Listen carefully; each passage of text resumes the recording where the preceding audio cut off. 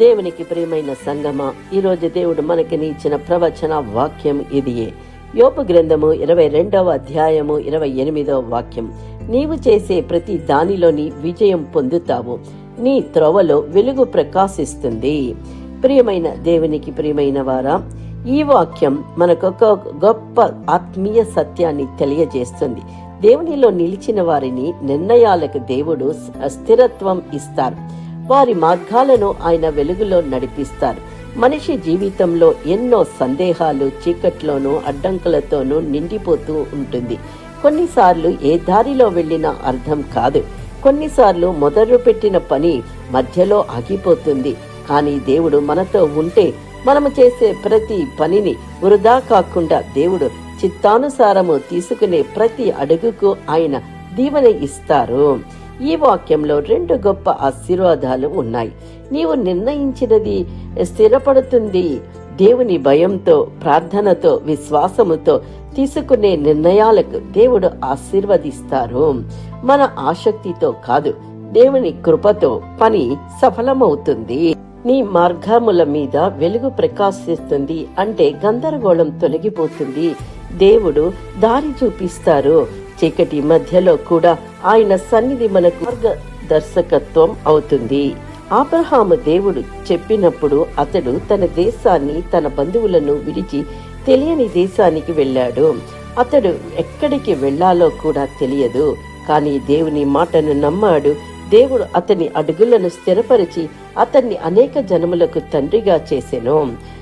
దేవుడు చెప్పిన దారిలో నడిస్తే మొదట చీకటి లాగా కనిపించిన దారి తరువాత ఆశీర్వాదంగా మారుతుంది. యోసేపు జీవితం అన్యాయం, బాధ, నిరాకరణతో నిండిపోయింది. అతని సోదరులు అమ్మివేశారు. తప్పుడు ఆరోపణతో కారాగారానికి వెళ్ళాడు. కానీ దేవుడు అతని మార్గంలో చివరకు వెలుగు ప్రకాశింపజేసెను.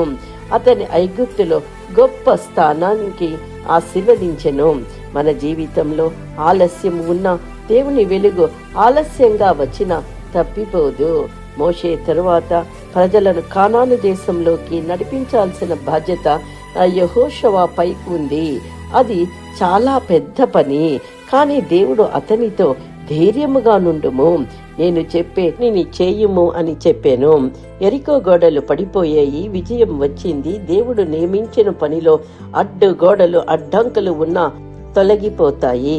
దావీదు గొర్రెల కాపరిగా మొదలై రాజుగా నిలిచెను.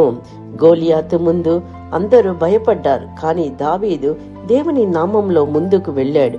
దేవుడు అతని చేతి పనిని విజయవంతం చేశారు.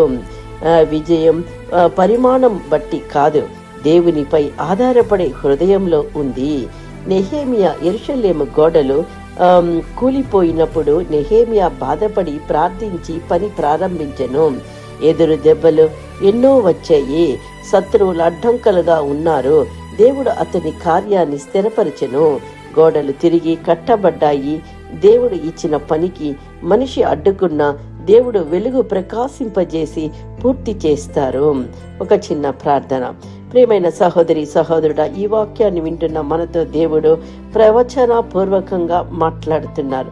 అబ్రహాము వలె విశ్వాసము, యోసేపు వలె సహనము, యోషువ వలె ధైర్యము, దావీదు వలె నమ్మకము, నెహేమియా వలె అంకిత భావము మనము పొందుకుందాము, ఆశీర్వదింపబడదాము. Amen. Please like, subscribe and comment. Thank you.